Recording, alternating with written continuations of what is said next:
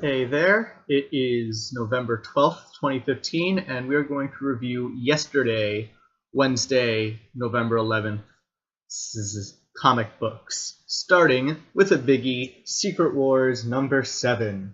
This time they say out of 9 instead of out of 8 because they added another comic, which is weird because after reading this book, it feels like I missed an issue instead of, them adding a new one.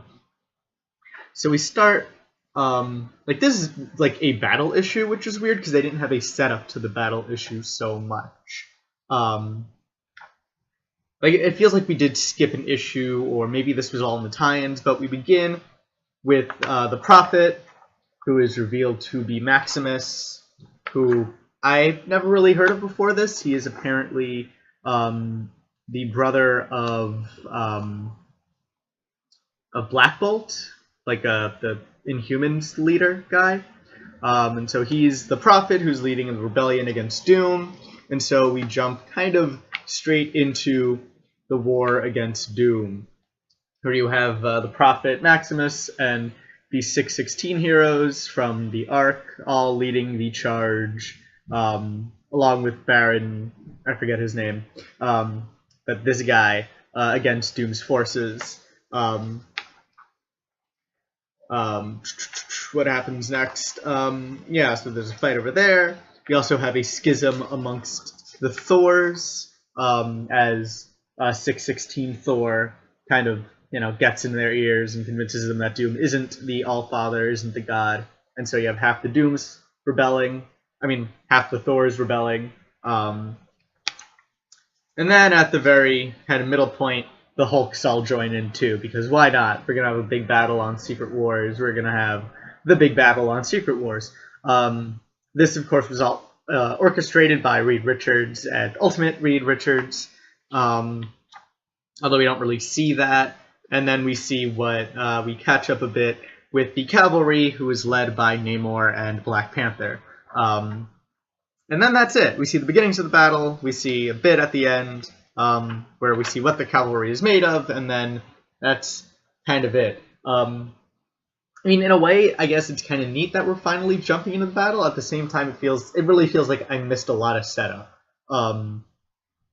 They only really kind of built the Prophet up for one issue, and then suddenly, oh, here's who it is. It really feels like it was a tie-in thing I might have missed. But yeah, it just feels like we skipped ahead, kind of hiccuped ahead, and we don't have the same catch-up that we did in I forget if it was issue 5 or issue 6, where we leaped ahead again. So yeah, that's Secret Wars.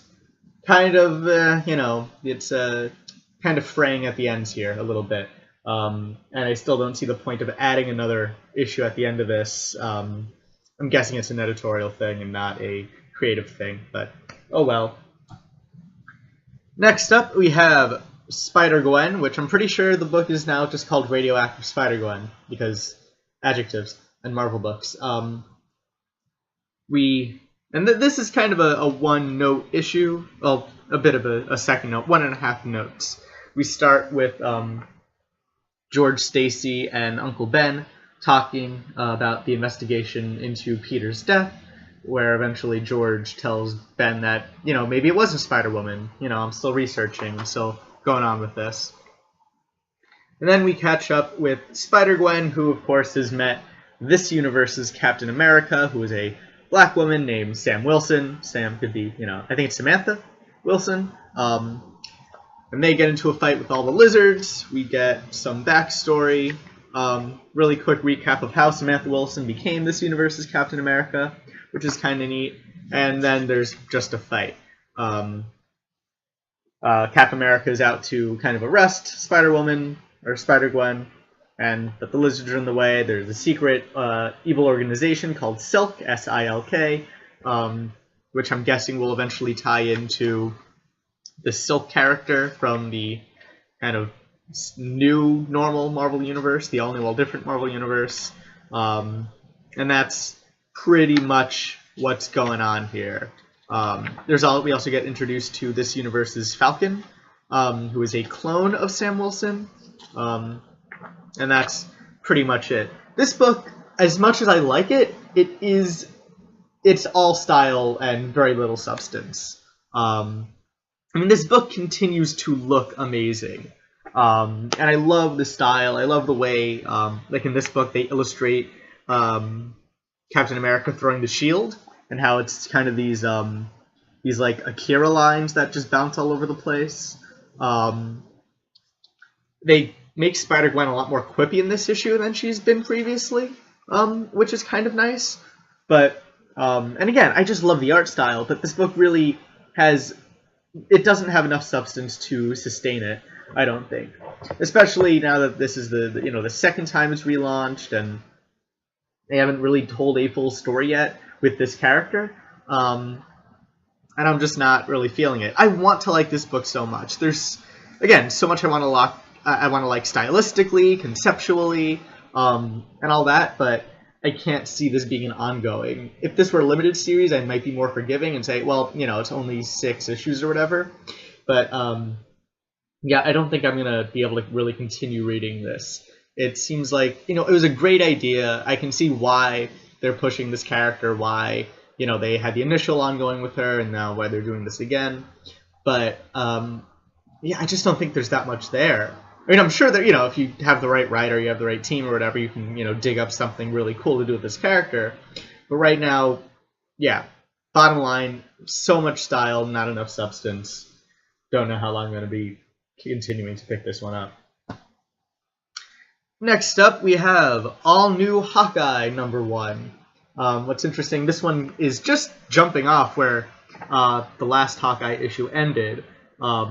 It's a new arc, 3 issues, which is nice, a little short arc to get us introduced and, get a nice taste of where this is going. Unfortunately, I might not be reading it after this 3-issue arc. This is kind of the make it or break it arc for me. I just don't, kind of like maybe not exactly like SpiderGwen, but I feel like the concept is kind of stalling. Like, they're really... I like where this was going with the first all-new Hawkeye #1, the one right after Matt Fraction's run. How they seem to be going in a different direction, kind of making the concept bigger. It's still Kate and Clint, but now they're, working for S.H.I.E.L.D. We'll see them on missions and all that. But then it just kind of got stuck in the let's, bring Clint back to Brooklyn and have him in this brownstone and just, show the, day-to-day life with him and Kate. And you can't recreate that. What Matt Fraction did was lightning in a bottle, and you can't do that twice. The interesting twist they're doing on this arc seems to be the kind of jumping ahead to 20 years in the future to see the ramifications of the Hawkeye's actions today, which include them kind of splitting up. Kate breaks up with Clint because she doesn't like what Clint's doing. She thinks he's holding her back and he's a failure, and she's still mad about giving up the kids in the previous issue. And then we see them kind of make amends 20 years later when they're going after the Mandarin, who is kind of using the kids as weapons.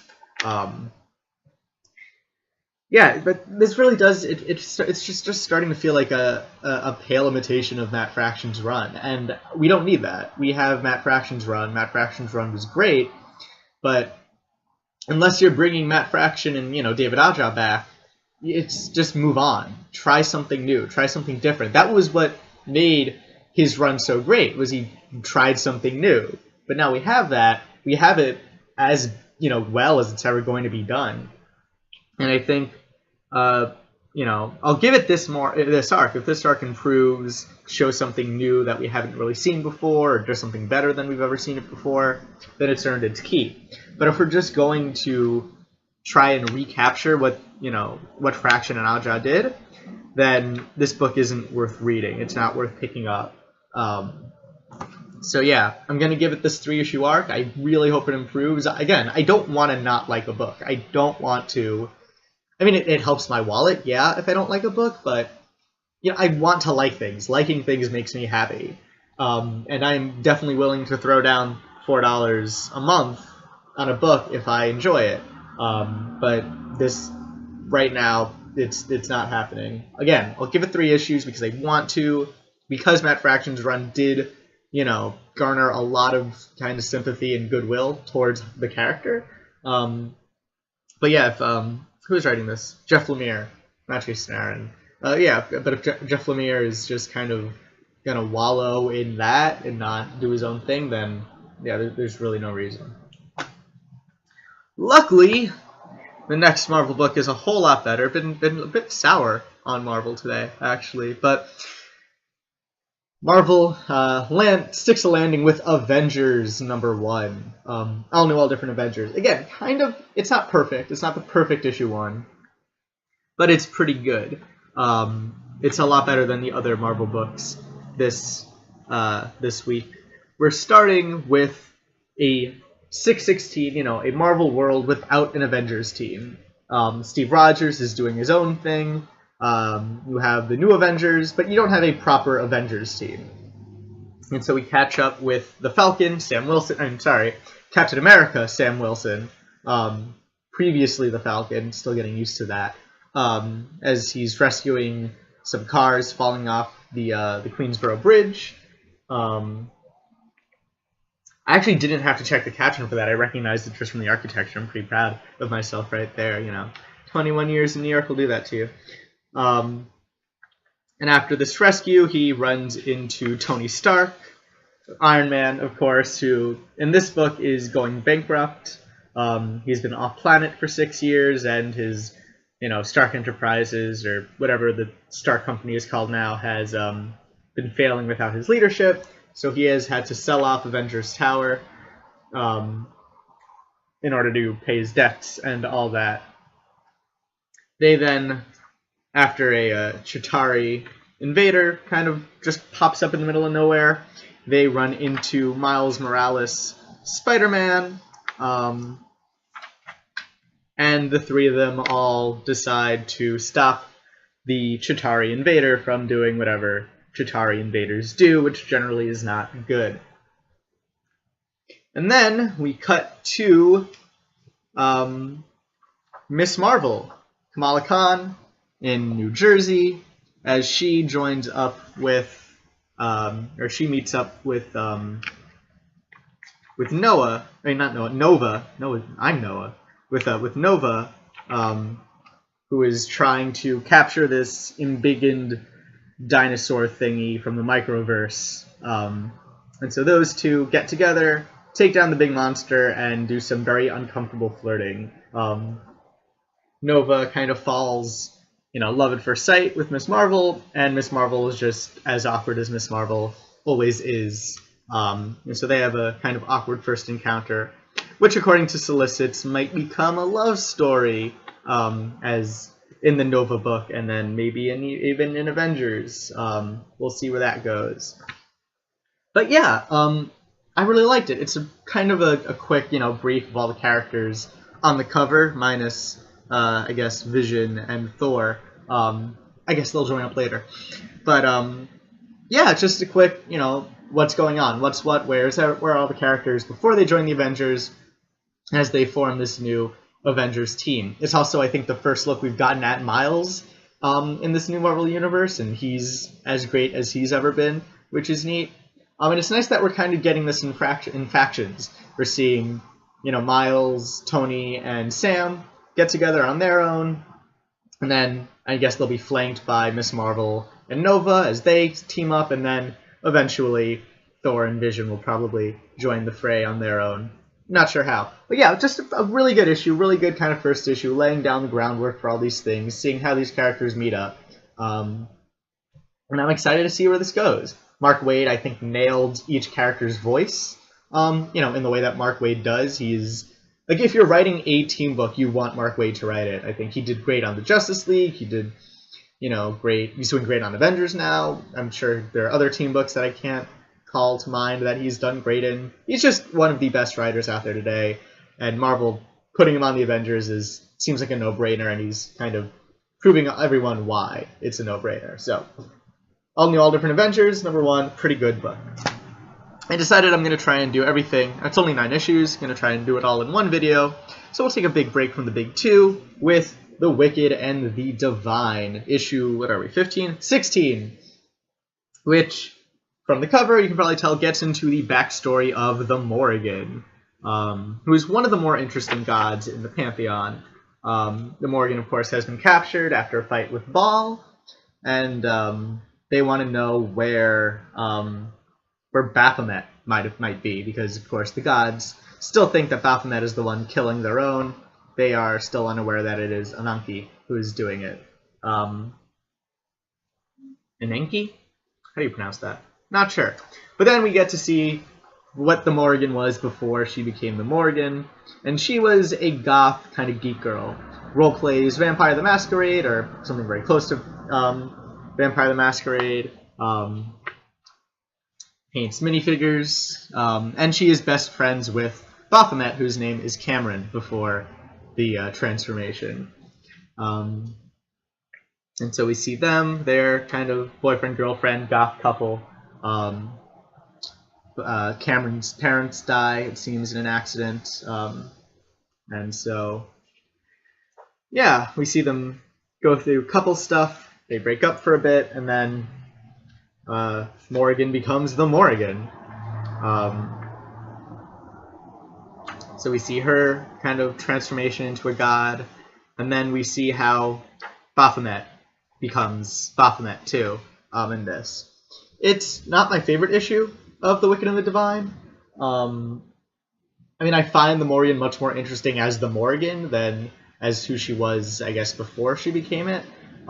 It's a quiet issue. It really is. It's not as loud as Amaterasu pretending to be a nuclear warhead over Japan. You know, it's not pretending to be, but accidentally becoming not unlike a nuclear warhead over Japan.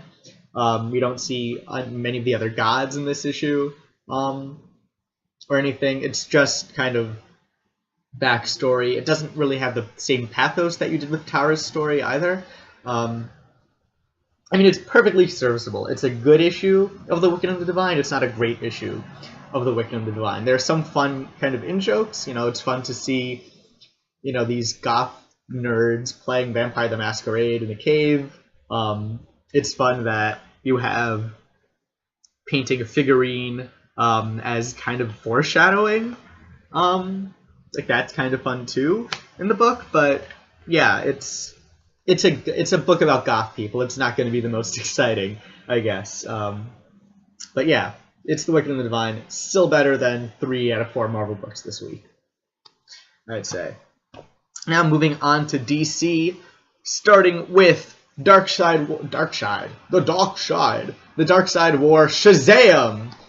Captain Marvel. I still like calling him Captain Marvel, but everyone else is calling him Shazam. So, Shazam! And we see what young Billy Batson is up to after becoming the god of gods. Now, of course, Shazam was already a conduit for gods, for Zeus, Hercules, Solomon's not a god, but he's a biblical figure, Hermes, and a bunch of other things. And so he's not so much overpowered like Batman, Superman, and the rest of the Justice League are. But he has a whole new set of powers. His pantheon, after Darkseid's death, his pantheon was replaced. And so now, instead of the wisdom of Solomon, the strength of Hercules, the invulnerability of Achilles, let's see if I can do this, the lightning of Zeus, the endurance of... it's endurance of Achilles. I don't know. I forgot the H. Anyway, so instead of those people, Billy Batson is now the conduit of 4 new gods. And we see them all kind of talking in his head, driving Billy Batson crazy. And then eventually he gets transported to the Outer Realm, or what's it called in this book? He gets to the Source, which is where the gods live. And he kind of meets all of his new gods, starting with Anapel, who's one of his new pantheon. And Anapel very compassionate god. It's kind of the first one, you know, the Ghost of Christmas Present. Or is it Christmas Past? What's the first ghost in Christmas Carol? Anyway, Billy Batson is meet to Anape, or Anapel, sorry, who tells Billy Batson, you know, well, this is what's happening. You're now, you know, your powers are now ours. New powers, new power set, new gods. And you're going to have to fight someone very, very scary, and we want to prepare you for this fight. And we learn that the fight is against, what's his name? The fight is against Zanaz. Is that how it's pronounced? Oh, actually, it's right here. The what Shazam is. It's Solomon's wisdom, Hercules' strength, Atlas's stamina, Zeus's power, Achilles' courage. I knew Achilles was in there, and Mercury's speed, not Hermes. Mercury is the Roman version. Zanuz. So, yeah, we see that one of Shazam's new pantheon is Zanuz, who is the god of evil, who is, it's revealed in this book, Darkseid's father. So very much kind of the most evil person in the universe. Yeah. And so that's like Billy Batson's inner demon in this book. And he has to meet all of the gods who are preparing him for this, you know, for fighting Zanuz.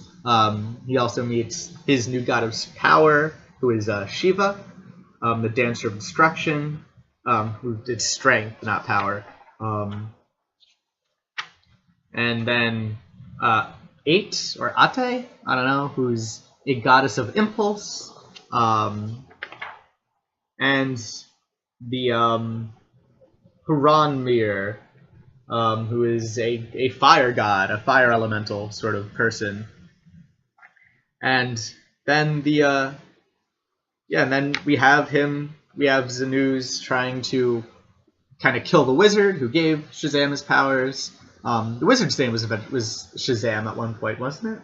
But yeah, so you see Billy Batson meet his new pantheon of gods and fight off Zanuz and save the wizard that gave him his powers. And this is, I think, the best Billy Batson in the New 52. When Jeff Johns first introduced Billy Batson in the New 52, he was kind of a jerk. I mean, actually, Convergence Captain Marvel was probably the best. Still better than this, but this is a very good second, very close second to, if you want, to Billy Batson representation in the New 52. We see, like, Billy Batson explains why he is a hero, what makes Shazam so powerful, and it's not his pantheon of gods so much as it is, you know, Billy Batson. It's not. I love what he says as he's fighting Zanuz.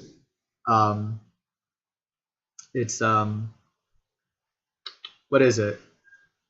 He's like, Zanuz is like, once I capture all the power of all the gods, I will be unstoppable. And Billy Batson as Captain Marvel, like, is explaining, it's not the gods that give me the power, you know, like, it's not me worshiping the gods that makes me powerful. And I love this page as Captain Marvel punches out Zanuz. It's Earth's mightiest mortal, dude. Because that is, you know, and that's like, it's just like the same as all superheroes. It's not what they are that makes them powerful. It's who they are. You know, it's that Billy Batson is a mortal. He is someone that the gods believe in, not someone that believes in the gods. So yeah, really cool Billy Batson story. He's still kind of a jerk, especially to the wizard, but the wizard, of course, is kind of a jerk back. Yeah, I don't know, that still leaves kind of a bad taste in my mouth, is having Billy Batson be, like, just, not even, like, naive and accidentally, you know, like a jerk because he doesn't know better, just, like, actively being kind of rude to other people. But yeah, like, excited Billy Batson who might put his foot in his mouth sometimes. Like, that's perfectly cool. But, you know, an actual just jerk Billy Batson, not, yeah, still, yeah. But yeah, besides a couple scenes where Billy Batson is still a jerk and rude to people, this is a really great Shazam story. I'm liking all these one-shots so far, so, you know, good job. Who wrote this? Steve Orlando. Good job, Steve Orlando, giving us a really cool Billy Batson story. And the art is fantastic too. So good job to the artist is Scott Collins. Colorist, whole team did a really good job on this book. So cool, liking Shazam. I spent way too long on that one. Next up is Batman issue 46. And this is a fun book because we get our first kind of extended look at Mr. Bloom. And Mr. Bloom just gets creepier and creepier. We see him after interrupting the whatever was going on, I forget, last issue, but a bunch of Gotham's wealthiest are all in a room together, and Mr. Bloom shows up and just very casually, very relaxed, causes terror. And that's part of his creepy factor in this, that he's not the Joker, he's not the Scarecrow, he's not some everybody look at me, look how scary I'm being sort of guy. He's just he wants to fit in.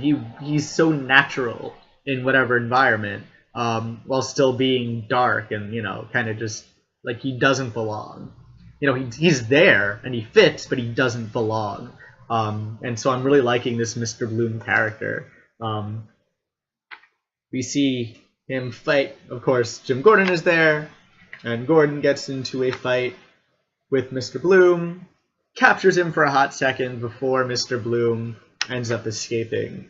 And I like seeing the dialogue that Gordon and Bloom have, because Gordon, of course, is also more casual than Bruce Wayne was as Batman, and he'll have a real kind of small talk with the villain before capturing him, or he believes to be capturing him.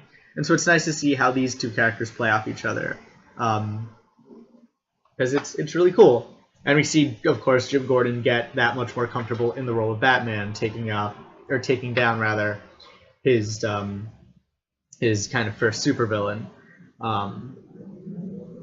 We then catch up with a few pages of Bruce Wayne in the shower, as he asks Jules to marry him, which is sweet. It's nice seeing Bruce Wayne kind of propose to a girl he really likes.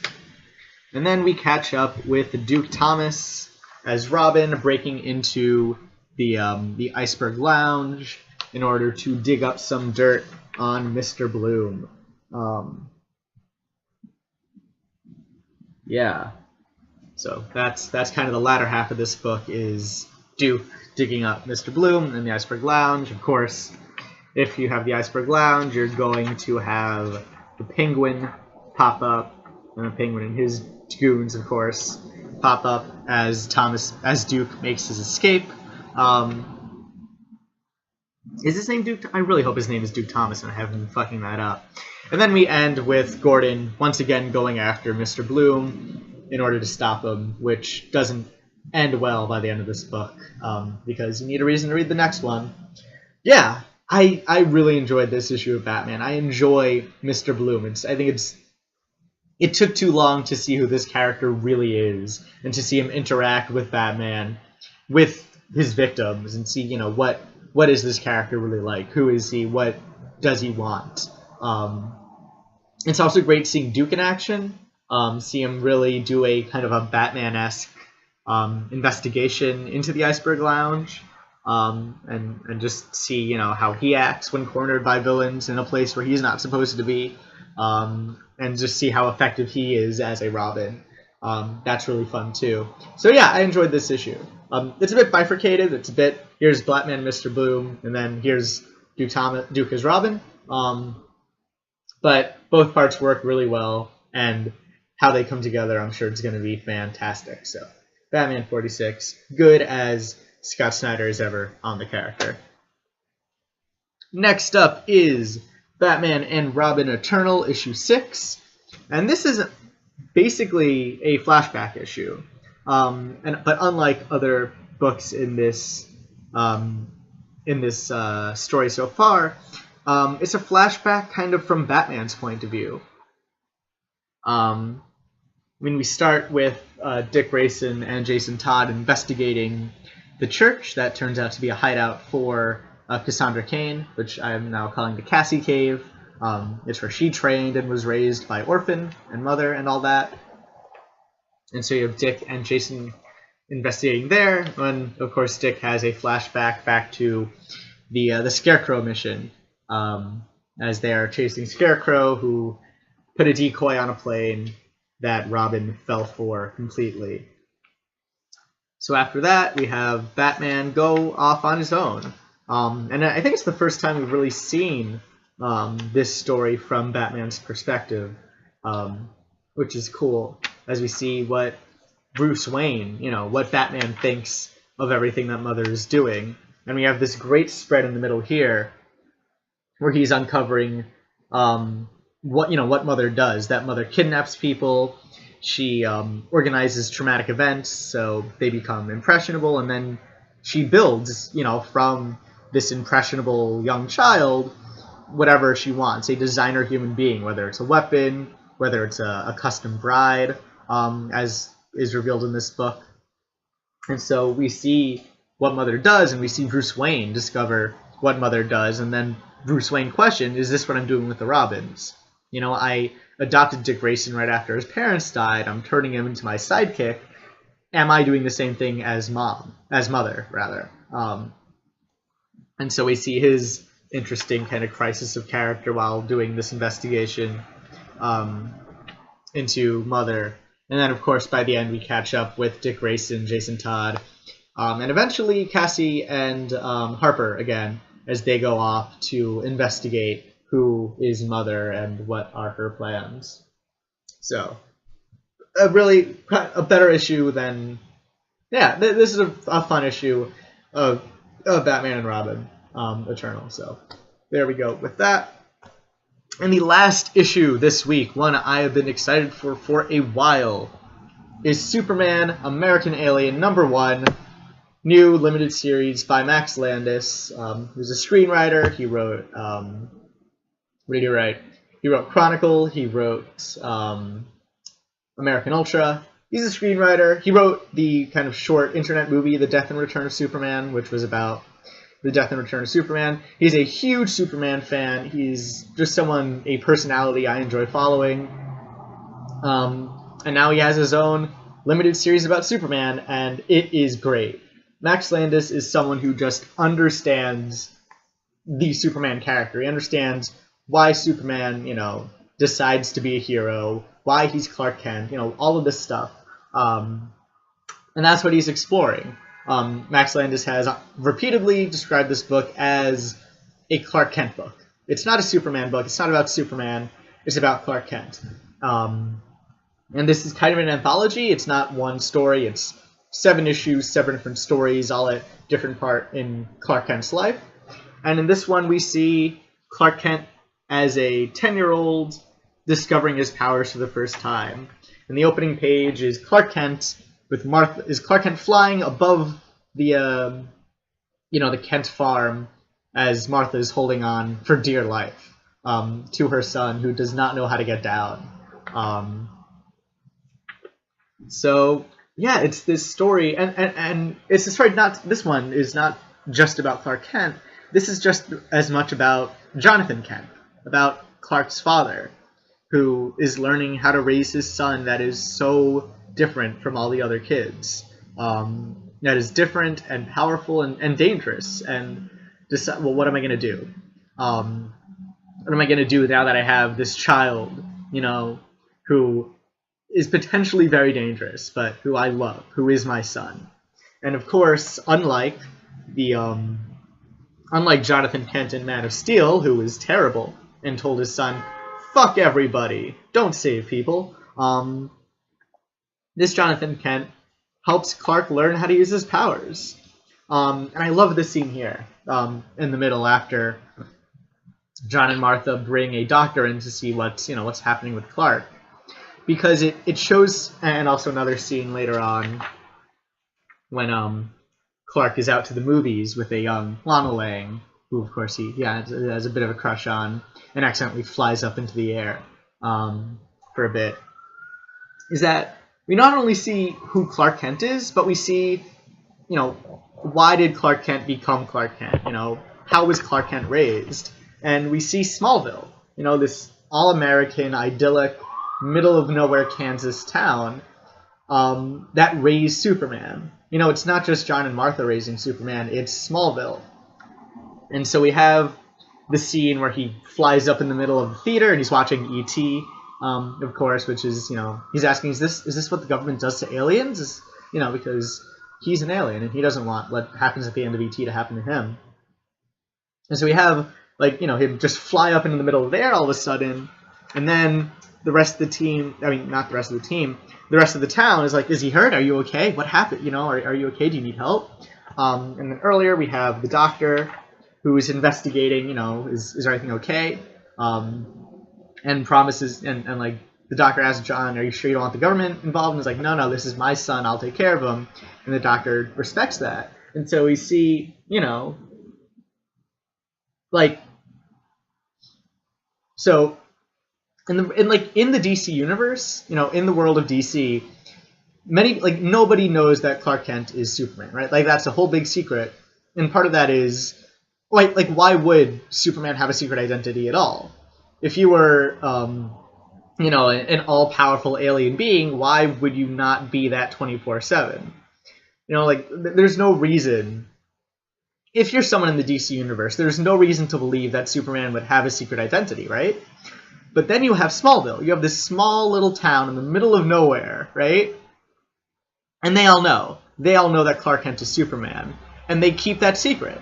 They decide, and it's not out of reverence, it's not out of fear, it's not like, oh no, what if we tell everybody, what would Clark Kent do to us? It's out of, respect and decency, is that we helped raise this kid, this is what he's doing with his life, but he's still one of us. He's part of our town, he's part of our family, and, he's, if you, watch the animated universe or in previous comic books, Superman goes back to Smallville for Christmas and stuff. He is a son of Smallville just as much as he is a son of Krypton. And I like how Max Landis is showing us that part of Smallville. It's not just Superman, it's not just Clark Kent, it's where he grew up. And we see all these people gather around him and, help him learn who he is and who he wants to be with all of his powers. And that's great. And then, of course, we also see, as Clark is being scared, he's again, new to these powers. We don't see a Jonathan who tells his son it's going to be okay, or you have to hide your powers or whatever.